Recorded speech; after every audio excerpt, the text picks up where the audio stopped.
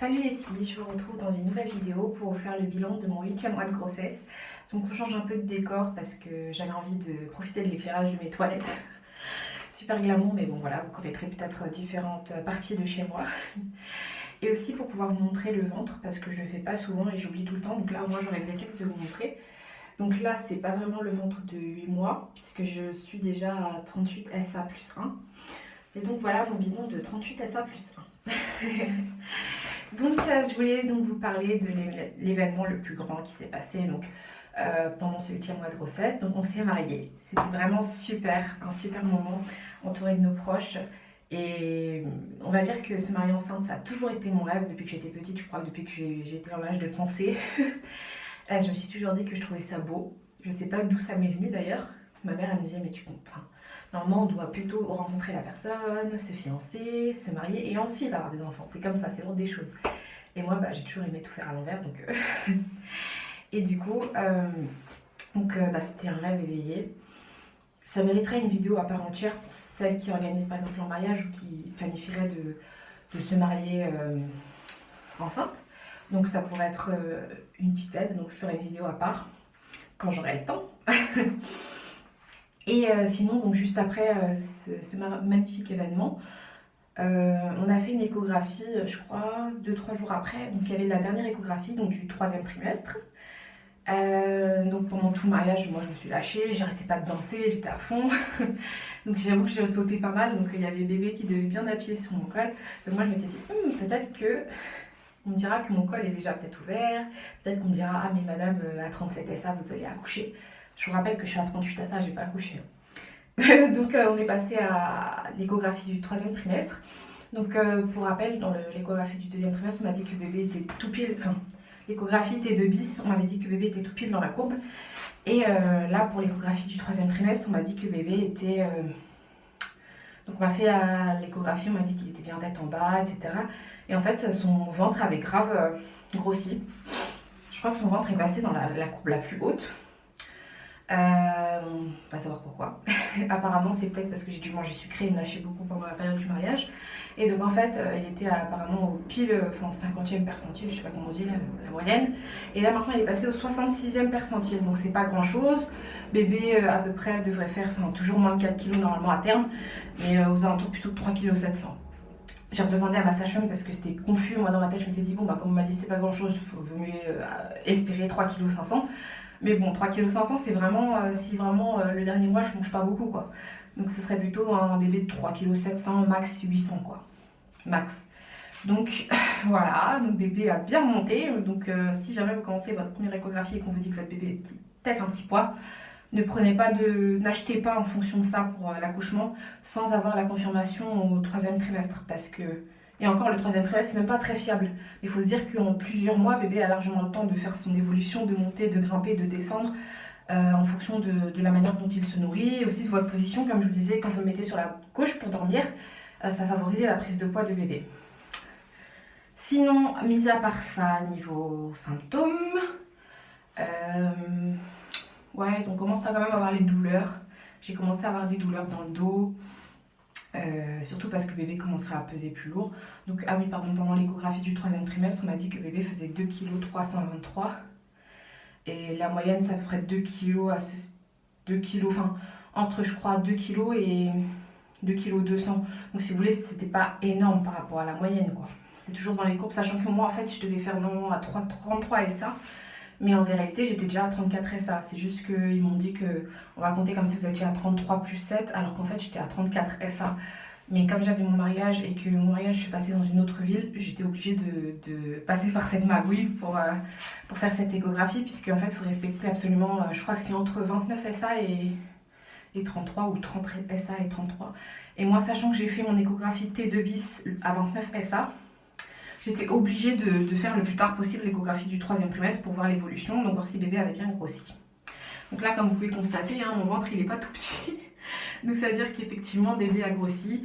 D'ailleurs, il m'a laissé des belles vergetures. Je ne sais pas si vous allez voir. On voit des vergetures là. Bon, je vais pas monter, ça se montre.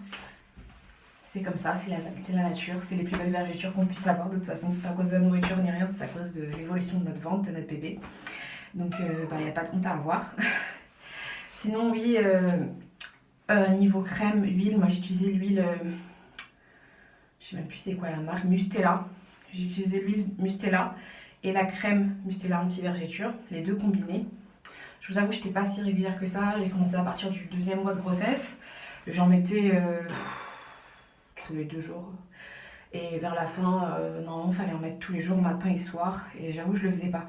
Mais il y a des personnes qui ne font rien du tout et qui pourtant, elles arrivent quand même à avoir zéro vergeture.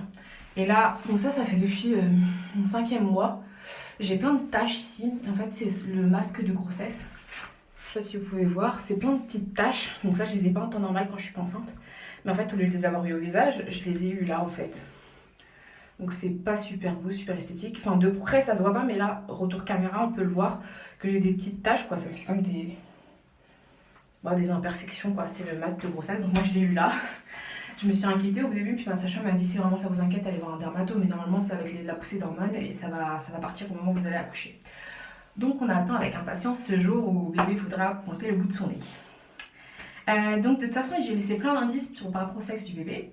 Mais je vais vous le dire de toute façon dans cette vidéo, c'est un garçon. Je dirais toujours, je pense, le bébé parce que j'essaie d'être le plus neutre possible dans le sens où des mamans peuvent aussi se projeter alors qu'elles attendent une fille. Et puis le sexe du bébé ne détermine en rien la manière dont je vais l'éduquer et la manière dont je parlerai de lui. Donc de toute façon, je dirais toujours le bébé. Et à l'accouchement, je vous dirais son prénom. Que puis-je rajouter? Donc j'ai eu des petites contractions à partir de la 36 SA. J'ai commencé à avoir des contractions. Donc moi, j'avais jamais eu des contractions. Les gens m'expliquaient un petit peu que ça faisait très mal, que c'était un peu comme une gastro, que ça te prenait vraiment dans le dos, que ça te donnait parfois envie de faire caca. Donc moi j'avais plein d'idées préconçues et je me disais, ah bah le jour où j'aurai des contractions, j'aurai trop mal, même si c'est des fausses, je vais avoir mal, je serai obligée de me maintenir comme ça. Et finalement, en fait ça dépend d'une femme à l'autre. Donc moi j'ai commencé à avoir des douleurs de règles. Donc moi depuis tout le début de la grossesse, je n'ai jamais eu de douleurs de règles. Certaines femmes en ont. Je sais pas ce que ça présage, enfin je suis pas gynécologue, mais en tout cas je sais que pour moi, j'ai tout de suite associé à un changement. Je me suis dit, si j'ai commencé à avoir des douleurs de règles à ce stade-là, c'est possible que ce soit des contractions. Donc j'avais mon rendez-vous du 8e mois avec la sage-femme qui m'a dit qu'effectivement ça pouvait être des contractions ou des douleurs musculaires, donc ligamentaires, donc c'est à voir, enfin, si elles avaient une certaine régularité, enfin elles sont irrégulières parce que c'est des fausses, enfin c'est des contractions de Braxton Hicks, mais si elles avaient une certaine montée comme des vagues, donc d'abord ça, tu commences à sentir un petit peu la douleur de règles, ensuite ça commence à monter, ça commence à être plus douloureux, ensuite ça redescend, elle m'a dit ça c'est des contractions. Donc au début, je n'arrivais pas trop à savoir quand ça commençait et quand ça se terminait, puisqu'elle m'a dit qu'il fallait les compter et si je dépassais 10, d'aller consulter. Moi, incapable de compter, je ne sais pas comment elles font les femmes, donc je pense que les vraies contractions, j'arriverai à compter. Mais j'avais plutôt l'impression, écoutez, c'est souvent le soir que ça me prenait, parfois je faisais rien, je restais allongée toute la journée, et en fait, j'étais juste allongée, et là, tu sens que, enfin, je sais pas, je peux vous donner une durée, je sens que pendant 2 heures, j'ai eu des contractions, mais incapable de vous dire combien j'en ai eu. Je sais juste que j'avais en continu ce fond de douleur de règles. La caméra est tombée, bon bref. Et donc j'avais une énorme contraction pour moi une longue contraction de 2 heures, mais en fait, c'est pas possible. Donc effectivement, normalement, j'aurais dû être en mesure de les compter, mais comme j'arrivais pas, pour moi, c'était vraiment du faux travail, sachant que c'était supportable. Et les gens me disaient, mais non, mais tu devrais quand même prendre du Spasfon pour aider. Mais je me suis dit, mais non, moi qui ai un projet d'accouchement naturel, je vais surtout pas prendre de Spasfon, de médicaments de quelque sorte pour des fausses contractions. Parce que si j'arrive pas à gérer ma respiration pendant les fausses contractions, qu'est-ce que ce sera le jour du vrai travail? Donc, il y en a quand même. On va dire la plupart du temps, c'était comme si j'avais des douleurs de règles, donc je restais allongée et tout, et ça me changeait pas grand-chose, comme si j'étais dans mon premier jour de règles, donc c'est un peu douloureux, mais voilà, enfin, on a connu ça, quoi. Mais par contre, ça m'a fait 2 fois où je devais vraiment m'arrêter, me tenir comme ça et faire... Voilà, bien respirer. Et d'ailleurs, en parlant de respiration, à mon cours de préparation à l'accouchement, on a appris à respirer pour l'accouchement. Donc, d'ailleurs, je le fais pendant les contractions, alors que normalement c'est pour l'expulsion du bébé. Il faut respirer d'une certaine manière. Donc, il faut inspirer, pousser vers le bas, et après... expirer tout en accompagnant la poussée vers le bas et ne surtout pas relâcher. Et donc en fait pendant les contractions j'ai essayé de faire ça parce que je me suis dit en fait c'est super efficace, donc même si c'est pas le jour J, je me suis dit c'est efficace. Donc le jour J je pense que je pourrais pas trop pousser en même temps parce que je risque de me déchirer, mais ouais, cette méthode en fait même pour les contractions moi elle m'aide personnellement enfin les fausses du moins, à gérer. Voilà. Donc je pense que c'est tout, c'est ouais, les contractions qui sont venues. Donc pour moi, pour ma part, c'est vraiment des douleurs de règles. Je vois pas forcément mon ventre se serrer, hein. Mon ventre, je le vois pas se serrer et je touche mon ventre. Regardez là, je vous dis, mon ventre il est tout dur. On sent bien qu'il est dur et en fait il est souvent dur. Donc je pense que c'est... Pour moi, enfin je le verrais pas nécessairement comme ça. Par contre, je sens bien que ça tire d'en bas en fait, comme si j'allais avoir mes règles. Et quand c'est vraiment un peu plus fort, je sens que ça me tire également dans le dos. Mais en fait, en réalité, quand j'ai mes règles, des règles douloureuses, enfin, mon premier jour de règles est toujours douloureux. Donc en fait, en réalité, j'ai les mêmes sensations quand j'ai mes règles. Donc écoutez, ça me fait rien de si surprenant. Même si moi, mon premier jour de règles en général, c'est... je prenais de l'antadis, mais après j'ai arrêté quand j'ai vu que c'était mauvais pour la fertilité. Mais en général, je prends toujours un médicament parce que ça fait mal, quoi. Et surtout que quand on est en essai bébé, bah, t'as pas du tout envie de subir cette douleur qui te rappelle que le mois dernier c'était un échec, quoi. Donc t'as plutôt envie de faire taire ton corps. Mais là, en me disant que pour une fois que j'aurai des douleurs de règles qui me seront utiles, qui pourront aider mon bébé à sortir, bah, je n'ai pas envie de les faire taire, en fait j'ai envie de les écouter. Donc au final, si ça me tire vers le bas du dos et que ça me tire vers le bas du ventre, bah en fait je me dis bah c'est un signe de plus que bébé va arriver, quoi. Donc voilà, je vous retrouverai dans une vidéo du 9e mois. Si vous me souhaitez bonne chance, peut-être que la vidéo du 9e mois sera avec bébé. Et si jamais vous êtes méchante et que vous souhaitez la fin du terme, ou alors le dépassement du terme, bah, vous aurez la vidéo à 41 SA. Voilà, je vous fais des bisous et j'espère que tout va bien pour vous. Et surtout pour les femmes en essai, ne perdez vraiment pas espoir. Pendant ma grossesse, je me suis rendu compte qu'il y avait des femmes qui avaient beaucoup de difficultés, qui essaient depuis plus longtemps que moi, qui étaient déjà parties par des protocoles, qui étaient dans l'échec FIV par FIV, et finalement qui là actuellement sont à 19 SA, qui sont voilà, même parfois à 12 SA. En fait, tout est possible, quoi. On se dit...